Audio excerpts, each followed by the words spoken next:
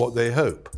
And I think in the end, I don't think the Sussexes themselves know what they want anymore. But so I thought it was a terrific story and just reflected the opposite. Okay, you guys brace yourselves, because this is not just a little royal drama. Meghan Markle is furious, and I mean furious, and you're about to find out exactly why. So picture this: Meghan's big, shiny media dreams crashing down like a house of cards in a windstorm. And guess who's holding the match? None other than royal biographer Tom Bower. He didn't hold back, not even a little. He went straight for the jugular and revealed that top-tier investors are done with Meghan's brand. Not because it lacks potential, but because, in his words, it's brand chaos. Ouch. He went on royally unfiltered with Robert Jobson and didn't just drop tea, he poured the whole kettle. According to him, Meghan's reputation is in free fall. The woman who once had the world's attention, who married into royalty and seemed unstoppable, now she's being painted as a walking PR disaster. It's a mess. Her strategy? All over the place. Her image? Damaged goods. Her projects? Failing left and right. And the investors she desperately needs? They're heading for the hills. Probably the leakers hoped it would show. Oh, that's such a good point. Jobson? Well, I mean, it does look like it's a Sussex thing. I don't necessarily think it is. I'm more of a... And with all of this being dragged into the spotlight, everyone's wondering, what will Meghan do next? Will she come out swinging, sue Tom Bower like she's done before? Or will she be forced to sit in the ruins of the empire she built and watch it burn? This is the same Meghan Markle who once broke all the royal rules, turned the palace upside down, and rebranded herself as the face of modern royalty. And now? That image is cracked. The pieces are falling apart faster than she can pick them up. This week, Tom Bower didn't just throw shade. He tossed a full-blown media grenade, and everyone is watching the fallout. It was my understanding that Tobin was the guy that wanted them to go outside, and things like that. So the photograph was everything. You've also got to remember that these are effectively talking about... In his interview, Bower laid it bare. He said exactly what insiders have been whispering behind closed doors for months. Investors aren't running because of bad luck. Not the economy. Not politics. Nope, it's her. Meghan herself is the problem, and word is, she's livid. But the million-dollar question is she mad enough to risk everything with a lawsuit? Or is this the beginning of a downward spiral she can't stop? Tom Bower didn't mince words. He said investors are refusing to work with her, and he didn't hint. He declared it. Well, they're not private secretaries, and they're not the people that necessarily speak to the king every day. They would have to, but he would know about it. He would have known about that meeting via Clive Alderton. Tobin would have had to clear that he was meeting these people as it was with Harry. I'm not sure who benefits out of it terrifically, really. I think that maybe the Sussexes. No one wants to touch that brand. Let that sink in. That phrase has exploded all over social media, newsrooms, investor circles, everywhere. According to Bower, it's not just that Meghan is controversial, it's worse. She's unmanageable. Erratic leadership? Check. Mixed messaging? Check. Failed partnerships? Triple check. Meghan isn't just a risk, she's financial poison. Even the most progressive, risk-taking investors, the same ones who once saw her as a feminist trailblazer, they're walking away. Quietly, quickly. He says, looking a little bit desperate at the moment. I think this Angola walk we've just seen him doing again what he did in 19, that his mother did. It's a bit like a one-trick pony, Harry. And he's reaching out. He's obviously desperate for this reconciliation, really, because of course we know that his father. They're now saying not worth the risk. And this isn't gossip. This isn't a rumor. This is coming straight from Tom Bower, one of the most connected royal biographers out there. And Meghan? She said nothing. Nada. Her silence is speaking volumes.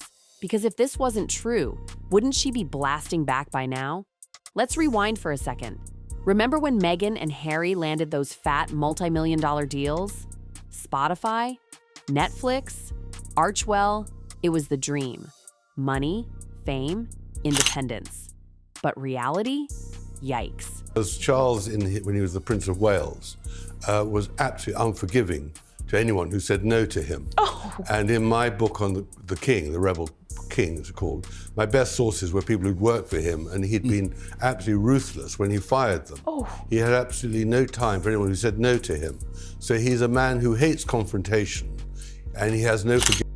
Meghan's projects flopped. hard. Spotify pulled the plug on their $20 million deal after just one season of Archetypes. They didn't even try to be diplomatic. One exec actually called them grifters. Grifters. Then came the Netflix drama. Delays, cancellations, rebranding nightmares. Now even Netflix is quietly backing off the Sussex train. Tom Bower said it plain. Meghan's burned bridges in every direction. Trust, gone. I think the whole thing with Harry is its guilt. I mean, it's guilt as a result of the divorce, the relationship with Diana, the fact that Harry is rather dim and he didn't look after him to make sure he had a role. But more, it was neglect as well in his teenage years when he was chasing Camilla and all the rest of it. Club H, is that what the... Exactly. And the investor world? They're not blind. They're seeing the pattern and pulling out before they get burned next. But wait, it gets better. This week, a strange little leak surfaced. News of a secret-ish Sussex summit. Supposedly a big meeting about their next steps. But royal insiders think Meghan's team leaked it. Why? To stay relevant. To make it look like she's still in the game. But if it was meant to scream power, it did the opposite. It screamed panic. But I think that now, when he obviously is feeling mortal, he would like some sort of settlement. I don't believe for a moment that William and Camilla would allow or would ever trust Harry to come back into the fold. And I think that's a great problem for Harry, because the one thing he does need is a base and some security. Bower says it was all a PR play, a way to control the optics, make it seem like Meghan and Harry are still hot commodities. But let's be real, nobody's buying it. Even Robert Jobson said if this wasn't a carefully planned stunt, then it was a full-on royal cock-up. Bottom line, Meghan tried to control the story. Instead, she showed just how out of control things really are. And now that Bower's interview has gone viral, everyone's asking, will Meghan lawyer up? In California, and Madame in Montecito is not making it easy for him. So he is at a loss. And that brings us obviously to the Angola thing, which is really a stunt. It's a pathetic stunt. You've got to look at the way that Harry has actually been badly advised, because after he lost that case in London against the British government to get armed protection, to do... She could, but suing Bower? That opens the door to discovery. Emails, contracts, behind-the-scenes drama, all of it would go public. And let's be honest, that's Meghan's worst nightmare. Her team cannot afford that kind of exposure. It's just not worth the reputational risk. So the safest bet? Silence. But even that's a gamble. Because if Bower's lying, wouldn't she stop him? And if she doesn't? Yes. But he was taken there by Meredith Maines, who thought this is the way to get our voice across. And one thing you wanted at that moment was contrition. You wanted to say, end it all. But she thought, no, we'll go out and attack, just like here.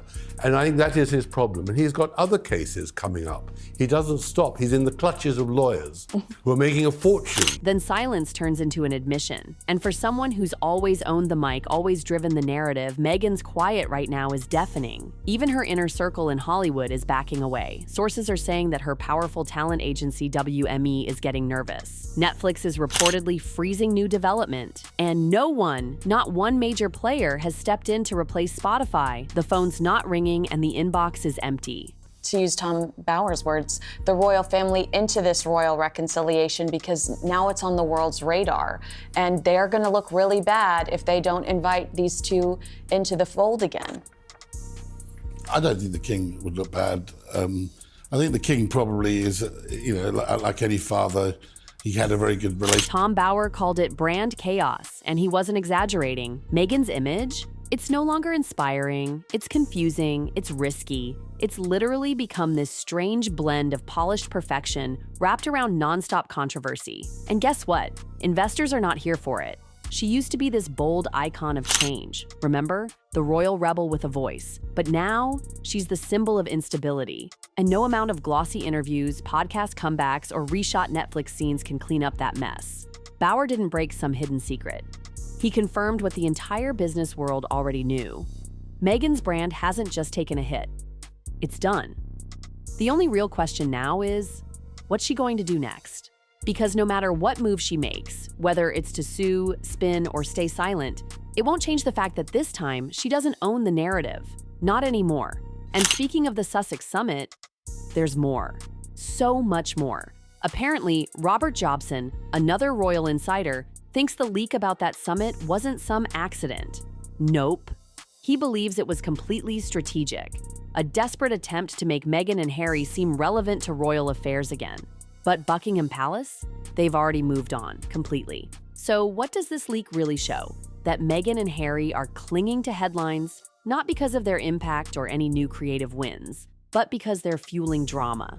It's not power, it's not purpose, it's tabloid theater. And the people watching this train wreck, especially the ones with money, are not impressed. They're seeing chaos, not charisma. They're seeing risk, not royalty. And then there's King Charles. Oh, he's done.